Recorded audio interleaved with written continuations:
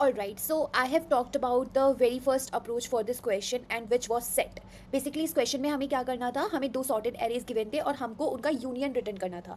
और यूनियन में हमें बोला गया था कि यूनियन में डुप्लीकेट्स प्रेजेंट नहीं होने चाहिए और वो सॉर्टेड ऑर्डर में होना चाहिए। तो that's why I use the approach of set, क्योंकि सेट मेरा ऑटोमेटिकली मुझे डुप्लीकेट्स को रिमूव कर देता है और सॉर्टेड एडर और सॉर्टेड ऑर्डर में देता है, और बाय डिफॉल्ट वो रहता है असेंडिंग ऑर्डर। तो आई थिंक ये अप्रोच क्लियर हो गई थी। और लास्ट वीडियो में जो ऑप्टिमाइज्ड अप्रोच थी, उसका जो 2 पॉइंटर अप्रोच थी, वहाँ पर मेरा वीडियो फ्रीज हो गया था। So this is the part 2 for the union of 2 sorted arrays. Alright, तो सेकेंड अप्रोच क्या थी इसकी?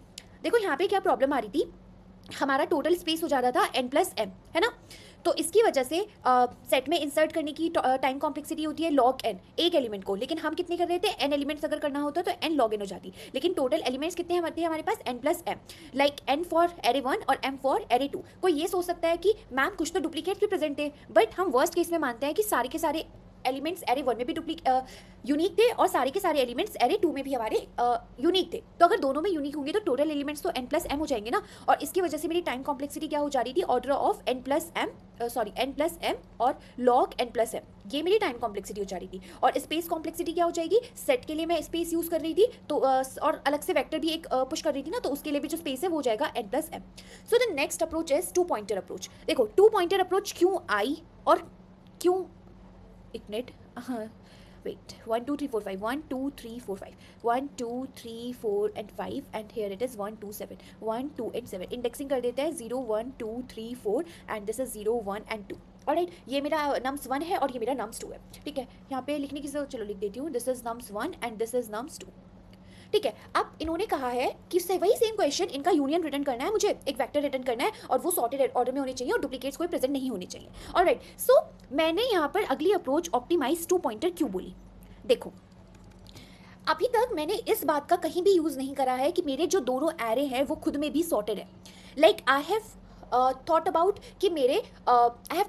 कि मुझे डुप्लीकेट्स रिमूव करने हैं, मुझे सॉर्टेड ऑर्डर में देने हैं, तो I thought about set. But मैंने कहीं भी अभी तक इस चीज़ का यूज़ नहीं करा कि जो मेरे इंडिविजुअल एरे दिए हुए हैं मुझे वो भी सॉर्टेड दिए हुए हैं। तो जब ये सॉर्टेड दिया हुआ है और मुझे बेसिकली क्या करना है, मुझे कुछ इस तरीके से करना है, मुझे आंसर इसका क्या आएगा, 1 2 3 4 5 7, कुछ ऐसा आएगा। तो कुछ तो मैं ऐसा कर सकती हूँ कि देखो, एक तो ये सारे सॉर्टेड है तो सिक्वेंशियल है, और मुझे अपने आउटपुट में भी कुछ सिक्वेंशियल ही चाहिए कि नहीं चाहिए। तो can't I think of 2 pointer, मैंने कुछ भी बताया था कि जहाँ भी हमें कुछ सिक्वेंशियल चल रहा हो हमारा और सिक्वेंशियली हमें कुछ रिटर्न करना हो, तो I can think of 2 pointer. It is not sure कि वो लगेगी नहीं लगेगी, but I can think of 2 pointer. ठीक है, तो ऑलराइट, तो जब एक minute, also I want to add 1 point, जो मैंने फर्स्ट अप्रोच बताई थी वो थी सेट एंड सेकंड है 2 पॉइंटर। तो जब भी आप इंटरव्यू में जाएंगे, यू कैन नॉट बेसिकली इस क्वेश्चन को सॉल्व करने की सबसे प्राइम अप्रोच इज 2 पॉइंटर, और सब 2 पॉइंटर ही याद रखते हैं। But whenever you are in interview, it's not that कि आपको ऑप्टिमाइज अप्रोच बतानी है डायरेक्टली। इट्स वो आपका ये नहीं देखते हैं कि आपने क्वेश्चन सॉल्व कर दिया है, वो इंटरव्यूअर आपका देखता है how you are thinking, how you are evolving your thinking process. Like आपने बताया कि ऐसे बताना कि मैंने इस चीज़ में नोटिस करा कि मुझे डुप्लीकेट्स नहीं चाहिए, साथ में मुझे असेंडिंग ऑर्डर में चाहिए, इसलिए मैंने सेट सोचा, बिकॉज सेट मेरे ये दोनों चीज़ कर देता है।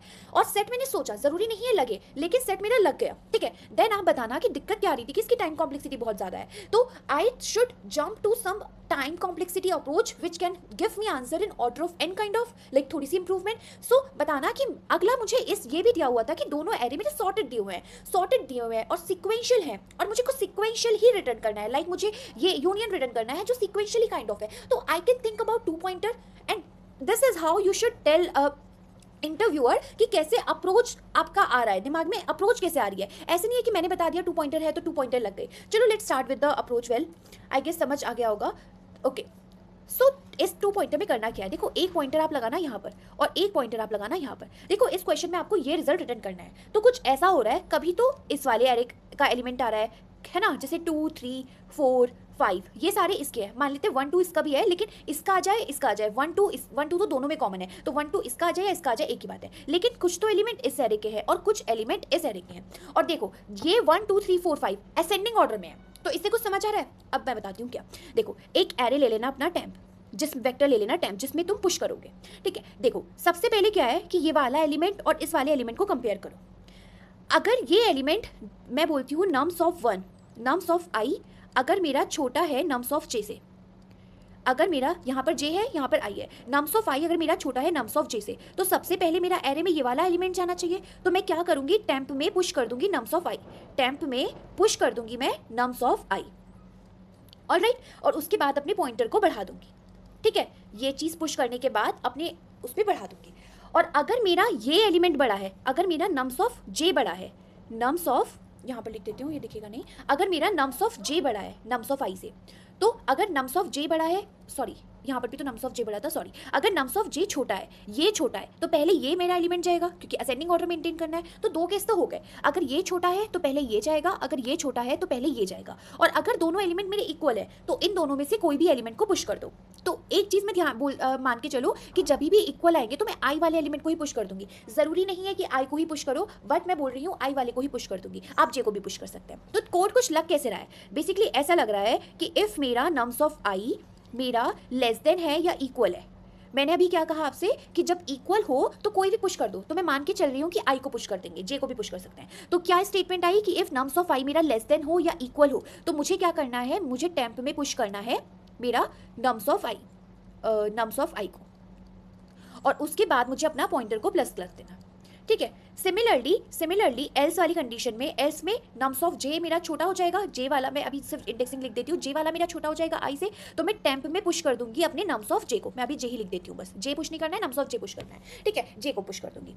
ये तो मेरा बेसिक कोड हो गया। देखो अब एक ना करके करना शुरू करते हैं। उससे पहले मैं एक और चीज़ बता देती हूँ कि आप देखो पुश कब कर पाओगे। इससे पहले ना आपको एक कंडीशन भी लिखनी है इसी लाइन में। आप पुश करने से पहले ये कंडीशन तो पहले लिखोगे, उसके बाद पुश करने की कंडीशन है कुछ। देखो पुश आप तभी कर पाओगे जब मेरा और हाँ देखो एक बात और कि मान लेते हैं मेरे आपने टेम्प में पुश कर रखा था 1, अगला एलिमेंट कुछ ऐसा आया कि वो भी 1 ही आया है ना, तो आपको सबसे पहले ये भी चेक करना पड़ेगा कि मेरे जो एरे में एलिमेंट है वो इसके बराबर नहीं होना चाहिए। मान लेते हैं अगला यहाँ पर 2 भी प्रेजेंट था। अभी ना ऐसा करते हैं, स्टार्ट ही करते हैं, उससे आपको क्लियर हो जाएगा। Let start doing the question. Like सबसे पहला एलिमेंट मेरा 1 है और यहाँ पर भी मेरा 1 है। जब मैंने आपको कहा था कि दोनों इक्वल हो तो किसी भी एक को पुश कर दो, पुश कर दिया 1। अब आई पॉइंटर मेरा मूव हो जाएगा, आई मेरा यहाँ पर आ जाएगा। अब यहाँ पर 2 है और यहाँ पर 1 है।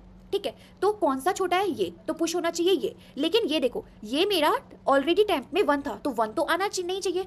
तो इससे आपको कुछ ये समझ नहीं आ रहा कि जब भी हम पुश कर रहे हैं तो मैं ये भी देख रही हूँ कि जो भी नम्स ऑफ आई हो या फिर नम्स ऑफ जे हो, जो भी मैं पुश कर रही हूँ वो टेम्प में जो भी एलिमेंट प्रेजेंट है उसके लास्ट एलिमेंट के इक्वल नहीं आना चाहिए। कि जैसे मान लेते हैं यहाँ पे 1 था, यहाँ पर 2 था, यहाँ पर 3 था। ठीक है, तो अगर मान लेते हैं ये वाला एलिमेंट 3 है तो इसके इक्वल नहीं होना चाहिए लास्ट वाले एलिमेंट, क्योंकि टेम्प में तो मैं यूनिक एलिमेंट ही पुश कर रही हूँ। तो अगर 3 दोबारा से आना चाहेगा तो 3 यहाँ पर आएगा, लेकिन इस 3 को नहीं आना है।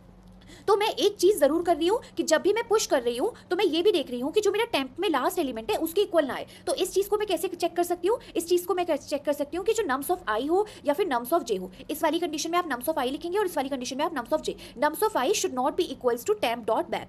टेम्प डॉट बैक से हम टेम्प डॉट बैक से कौन सा एलिमेंट आता है, टेम्प डॉट बैक से जो भी टेम्प में लास्ट एलिमेंट होगा वो आएगा। ठीक है, ऑल्सो आप हर बार ये चेक कर रहे हो कि टेम्प डॉट बैक के इक्वल नहीं आना चाहिए। बेसिकली आप कर क्या रहे हो, आप एक पॉइंटर इधर है एक पॉइंटर इधर है। ठीक है, आप कर रहे हो कि अगर ये वाला नम्स 1 का एलिमेंट छोटा है या इक्वल है तो आप नम्स आई को पुश कर रहे हो, अगर नम्स जे छोटा है तो आप उसको पुश कर रहे हो, अगर दोनों इक्वल है तो आप किसी एक को पुश कर रहे हो, आई को। लेकिन आप पुश करने से पहले ये देख रहे हो कि जो एरे है जिसमें मैं पुश कर रही हूँ उसका लास्ट एलिमेंट मेरे इसके इक्वल नहीं होना चाहिए। वाई लास्ट, क्योंकि ऑलरेडी मुझे पता है मेरे टेम्प में मैं यूनिक एलिमेंट ही पुश कर रही हूँ, और यूनिक एलिमेंट पुश करने के लिए ही तो मैं ये चेक कर रही हूँ कि टेम्प डॉट बैक के इक्वल ना हो। आप ये बात समझे कि मैं टेम्प डॉट बैक क्यों चेक कर रही हूँ हर एलिमेंट पर। जैसे मान लो 1 हुआ हो, जब 1 पुश हुआ होगा तब भी चेक हुआ होगा, 2 पुश हुआ होगा तब भी चेक हुआ होगा, 3 पुश हुआ होगा तब भी चेक हुआ होगा। अब मान लेते हैं फिर से 3 आया, तो जब फिर से 3 चेक करेंगे टेम्प डॉट बैक के तो अनइक्वल आएगा, ये इक्वल आएगा, तो फिर ये वाली कंडीशन चलेगी नहीं, मतलब दोबारा से 3 पुश होगा ही नहीं। आप समझ रहे होगे, मुझे लग रहा है ये बात समझ आ गई होगी। लेकिन अब इसमें एक और पॉइंट है जो मैं आपको बताना चाह रही हूँ कि आप टेम्प डॉट बैक का चेक कर रहे हैं, मतलब कि टेम्प का लास्ट एलिमेंट। लेकिन अगर टेम्प में कोई एलिमेंट ही नहीं है तो तब क्या करेंगे आप, मान लेते हैं आप फर्स्ट एलिमेंट ही पुश कराना चाह रहे हैं, और मैंने तो ये कहा है कि हर एलिमेंट को पहले ये भी चेक करो कि वो टेम्प का लास्ट एलिमेंट नहीं होना चाहिए। अब आप इसको पुश करा रहे हैं, अब लेकिन टेम्प में तो कोई एलिमेंट ही नहीं है, तो इसमें साथ में ये भी कंडीशन लिखनी चाहिए कि अगर मेरा टेम्प एम्प्टी हो या फिर nums of I is not equals to temp dot back. इन दोनों कंडीशन में मैं पुश कराऊंगी। अगर मेरा खाली है तो मैं डायरेक्ट पुश करा दूंगी, अगर मेरा खाली नहीं है तो मैं बैक को चेक करूंगी। इसका मतलब है कि अगर मेरा ऑलरेडी खाली था, इसका मतलब मैं जरूर पहला एलिमेंट पुश कराना चाह रही हूँ। अगर मेरा खाली है तो कुछ नहीं, पुश करा दो, लेकिन अगर मेरा खाली नहीं है तो चेक करो। तो यहाँ पे मैंने इसलिए और लगाया है कि अगर ये वाली कंडीशन ट्रू हो गई तो डायरेक्टली पुश हो जाएगा, क्योंकि अगर मेरा खाली एरिया है तो मुझे पुश करा देना है ना, कोई दिक्कत नहीं है। पहले एलिमेंट को तो मैं पुश कराऊंगी ना, पहला तो डुप्लीकेट या फिर छोटा बड़ा किसी से होगा ही नहीं, पहला तो डुप्लीकेट कैसे हो सकता है। तो आई गेस ये तो समझ आ गया होगा। अब सिर्फ इसमें एक पार्ट और रहा है, फिर हमारा क्वेश्चन कंप्लीट। आपने ये समझ लिया कि nums of I less than equal है तो नम्स ऑफ आई को पुश कराना है। आपने ये समझ लिया कि नम्स ऑफ जे छोटा है तो उसको पुश कराना है, और पॉइंटर तो मूव करना ही है आगे, ठीक है। आपने ये समझ लिया है कि temp डॉट लास्ट एलिमेंट के इक्वल देखना है, आपने एम्प्टी की कंडीशन समझ ली। अब देखो, अब ऐसा हो सकता है कि ये सारा चीज चलेगा कब तक। अब ऐसा हो सकता है कि आई वाला पॉइंटर मूव करते करते करते बाहर आ गया और जे वाला पॉइंटर मेरा अभी तक यही रह गया, ठीक है। जे वाला पॉइंटर मेरा यहीं तक रह गया। जैसे जे मेरा यहाँ पर आके रुका होगा, लेकिन ये सारे एलिमेंट छोटे आते गए तो ये सारे इसमें फिल होते गए और ये वाला पॉइंटर अब आई यहाँ पर आ गया।